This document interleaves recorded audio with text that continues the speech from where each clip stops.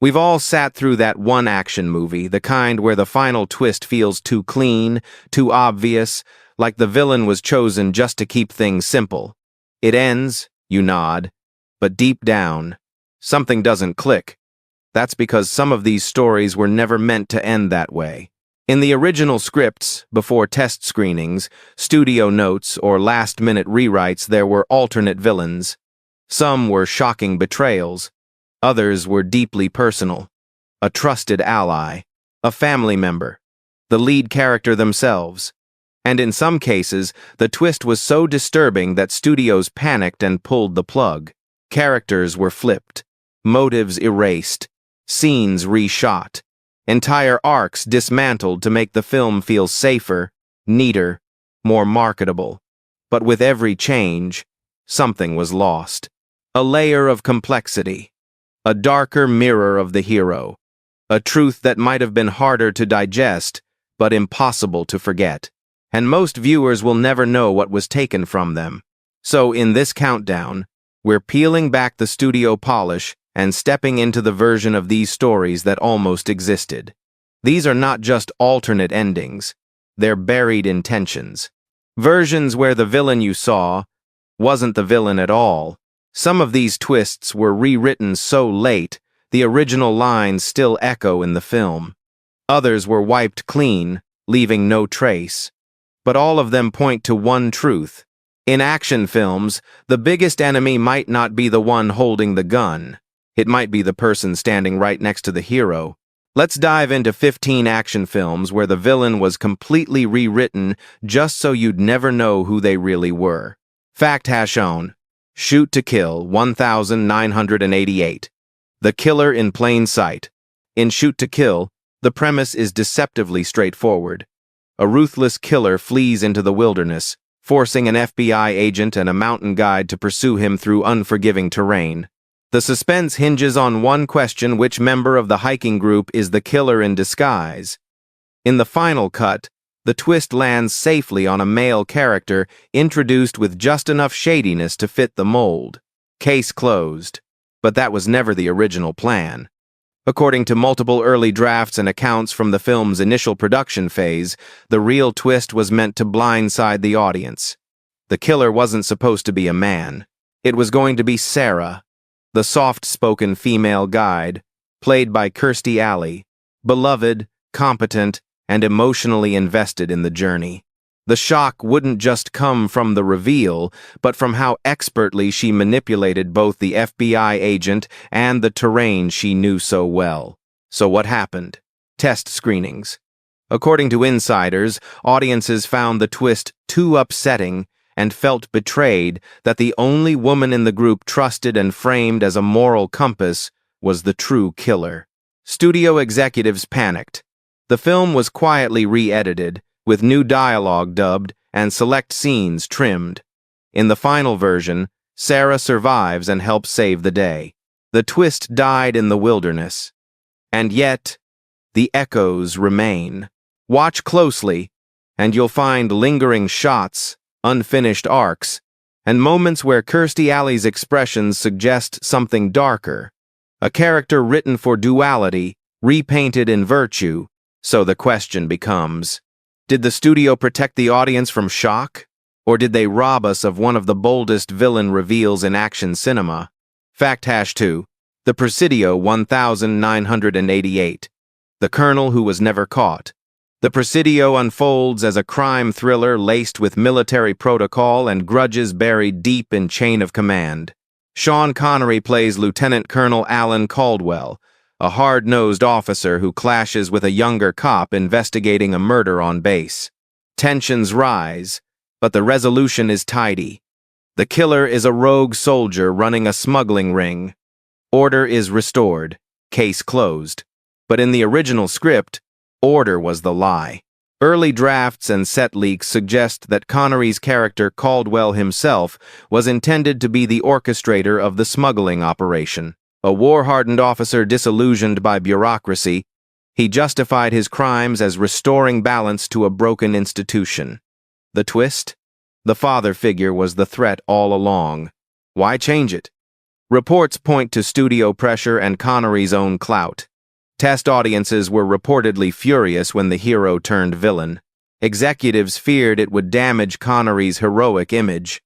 The rewrite flipped the antagonist to a faceless subordinate, dulling the political and emotional punch the film once held. But remnants linger. There are scenes where Connery delivers lines that now feel oddly hollow or too emotionally charged. A version of the story where the truth was harder to stomach and more memorable. So, did Connery avoid being typecast as a villain? Or did we lose a powerful statement on how loyalty to systems can rot from the top? Fact #3, Renegades 1989, The Enemy in Uniform. In Renegades, Kiefer Sutherland and Lou Diamond Phillips team up to take down a criminal network after a sacred Native American artifact is stolen. It's the classic buddy cop setup, layered with themes of heritage, corruption, and revenge. In the released version, the villain is a local gangster, predictable, external, and easily vilified. But that wasn't the villain in the original script. Early drafts and even some casting call sheets reveal that the true antagonist was meant to be a high-ranking police officer, a man on the inside, corrupt, complicit, and responsible for orchestrating the theft in collusion with powerful developers trying to displace native land. Why the shift? Studio memos from the time indicate fear of backlash from law enforcement groups and conservative critics. They wanted the film to focus on external criminality, not institutional rot. The rewrite softened the impact, turning a morally complex story into a more generic chase. What's left is a film that feels like it's missing its spine, glimpses of betrayal, hints of cover-up, but nothing fully realized. And in burying that narrative, the film lost the chance to say something bold. Sometimes the badge doesn't protect you from evil. Sometimes it wears it. Fact #4, Blind Fury, 1989. Trust, no savior. Blind Fury is a cult oddity, an American riff on the Japanese Zatoichi films, where a blind swordsman slices his way through corruption with uncanny skill. Rutger Hauer plays the blind war veteran turned protector, hired to escort a boy across the country while fending off waves of armed goons. But there's one thing the final version hides. The man who hired him was supposed to be the villain. In the original script, Hauer's character was unknowingly working for the wrong side. The man who commissions him, presented as a sympathetic figure, was written as a manipulative architect of the entire conflict, using the blind swordsman as a pawn to eliminate rivals and clear a path for his criminal enterprise. What changed? Producers wanted a tighter runtime and a clear hero journey. Subtlety was sacrificed. The villain was moved off-screen, and the mastermind angle was diluted into a generic drug lord. Hauer's character remains heroic, but his arc, originally meant to confront betrayal, was flattened into linear protection.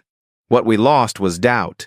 The quiet question of, what if your strength was used for someone else's destruction, and you never even saw it coming?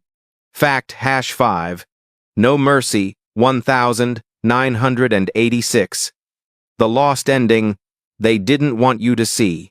No Mercy opens with a murder and spirals into a revenge story as Richard Gere's hardened cop tracks down the killers through the Louisiana bayou. Along the way, he falls for the woman tied to the criminal empire he's targeting, and the plot drives toward redemption and escape. But the ending wasn't supposed to be romantic. An early cut of No Mercy, screened only once to a closed test audience, ended with a brutal twist. The woman Gere falls for was the one who set him up from the very beginning. The entire chase, the danger, the romance, it was all part of a deeper manipulation. And she walks away, untouched. What happened to that version? Studio notes labeled the ending too cynical and damaging to the love story. They feared it would alienate audiences, especially those drawn in by Gere's star power. The finale was reshot to imply a hopeful future. But something doesn't sit right. Scenes linger a bit too long. Dialogue alludes to guilt never explored, Most viewers saw a crime thriller with a hint of romance. But beneath it all was once a story about trust, broken so cleanly it leaves no wound, just silence. So what's more powerful? A love story that triumphs, or one that never really existed in the first place? Fact #6. The Specialist, 1994. Betrayal was the real detonator. The Specialist is all about bombs, bodies, and betrayal. Sylvester Stallone plays a covert explosives expert lured back into action by a woman seeking revenge. Sharon Stone smolders as the femme fatale. The setup screams deception, but the final reveal? A standard revenge arc. No surprises. And that's the problem. Because the original script was built on layered betrayal. In early drafts, Stallone's character was never supposed to be innocent.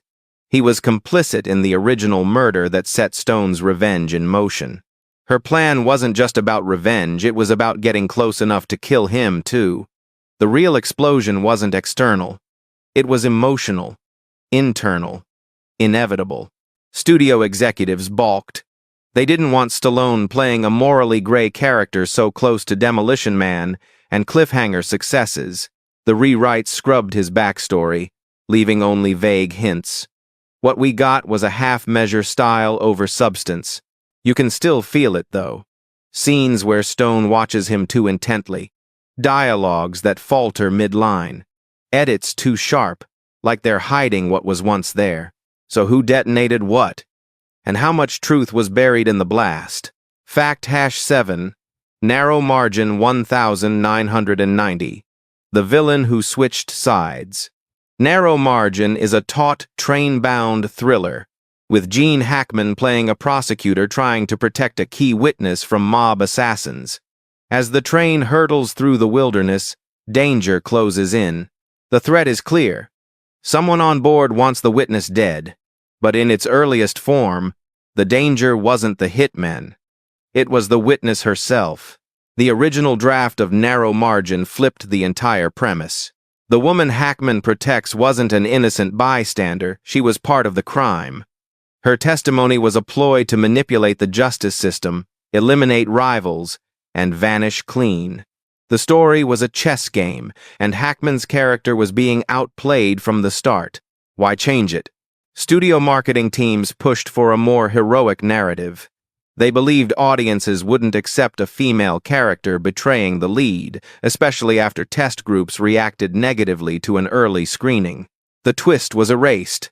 The witness became just that. Passive, frightened, clean.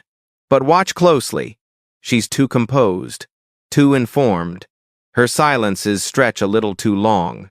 The bones of the original story remain buried under the studio's revisions.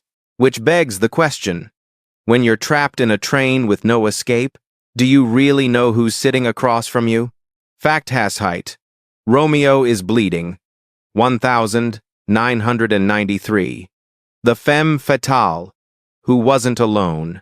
Romeo is Bleeding is a descent into moral rot, a corrupt cop, a seductive assassin, a world where everyone plays everyone. Gary Oldman stars as a police officer caught between two dangerous women, his wife, and the mob hitwoman he's supposed to eliminate, but can't resist. In the released version, Lena Olin's character Mona is the ultimate manipulator. She fakes her death, turns the system upside down, and escapes into legend. But in the original script, she wasn't working alone. Early drafts paint a darker twist. Mona was being puppeteered by a second, hidden antagonist, someone inside the department. Her moves weren't just chaotic seduction, they were surgical strikes designed by someone who knew the entire system's weak points. That person? The police chief. A ghost in plain sight. Why remove that thread? The producers feared it made the story too convoluted, and more importantly, it threatened the film's erotic noir framing by shifting agency away from the femme fatale. Mona was supposed to be the chaos. Sharing her strings diluted the brand. What's left is a film that feels like it's missing one final layer of betrayal, and a villain that might have never left the precinct. So was Mona truly calling the shots? Or was she just the sharpest blade in someone else's hand? Fact #9. The Long Kiss. Good night. 1996. The Conspiracy Within. The Long Kiss Goodnight follows a schoolteacher with amnesia who slowly discovers she was once a government assassin. Gina Davis, in one of her most physical roles, slices through layers of memory and betrayal, unlocking a persona far more lethal than anyone expected. In the final cut, the villain is a Black Ops official running a false flag operation. The conflict is loud, explosive, and external. But that's not what the original screenplay wanted you to fear.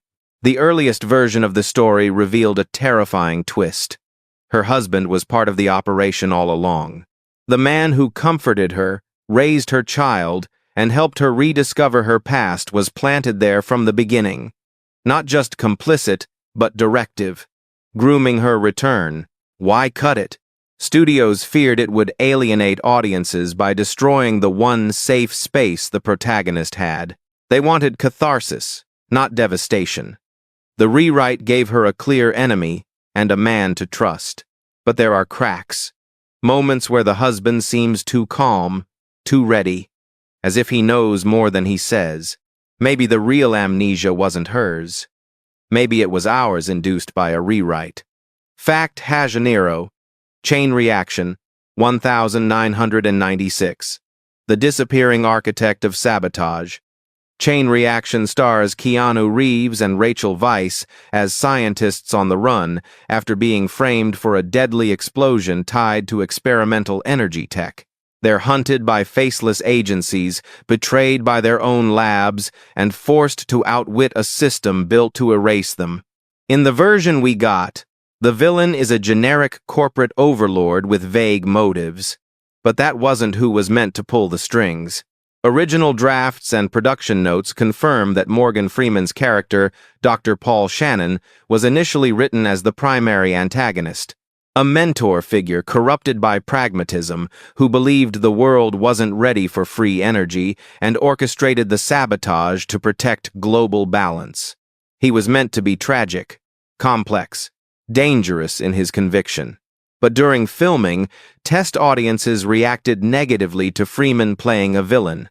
The studio panicked, re-edited the third act, and gave the real villain's role to a shadowy bureaucrat introduced late in the game.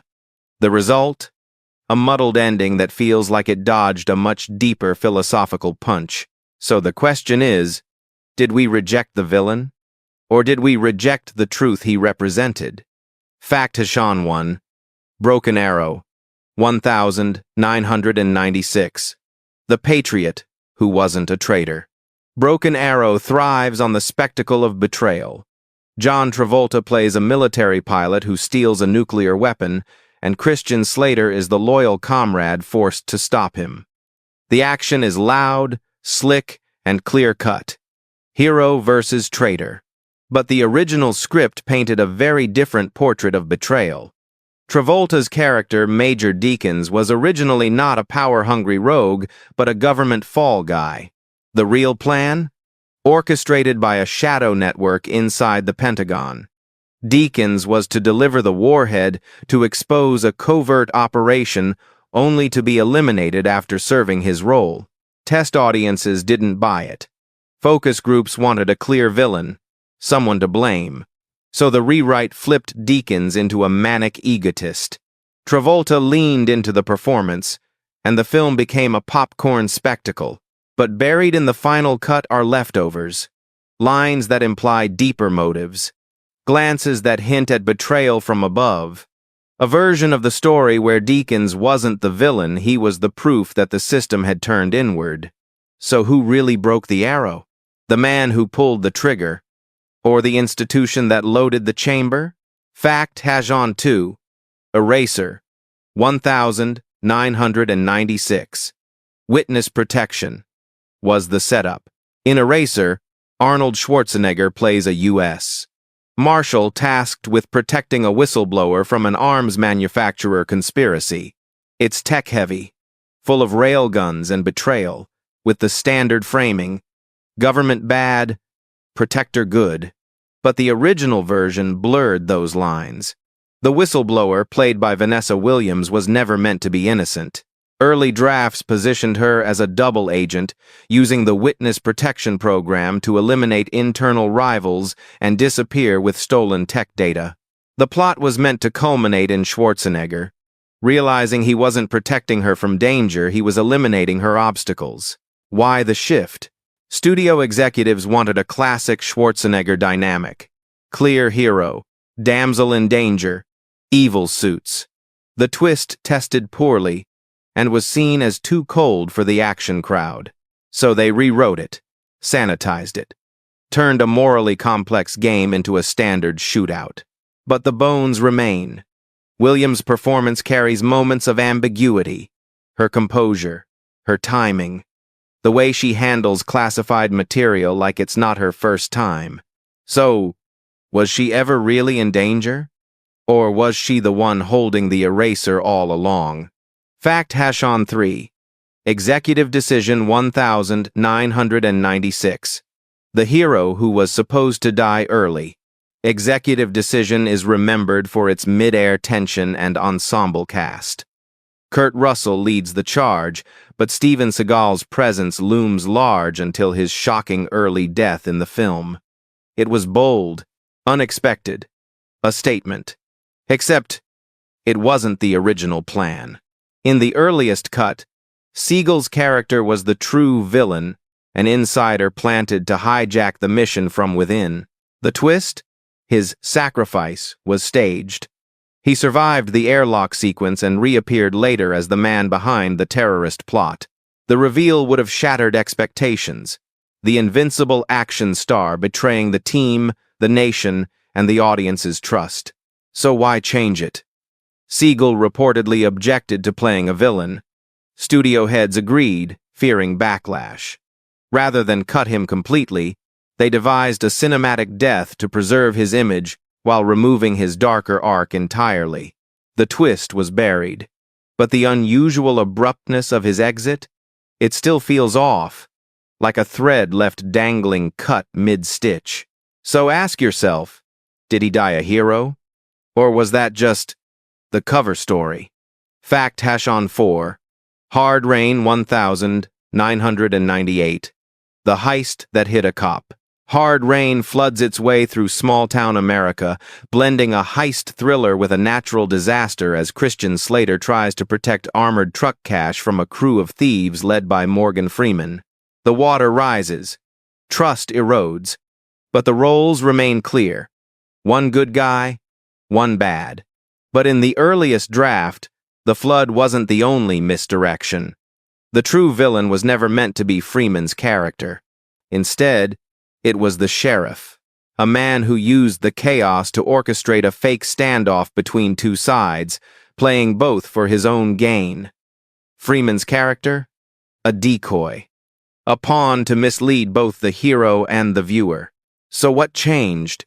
Producers feared the shift would confuse the audience, and more importantly, undercut Freeman's unexpected sympathetic role.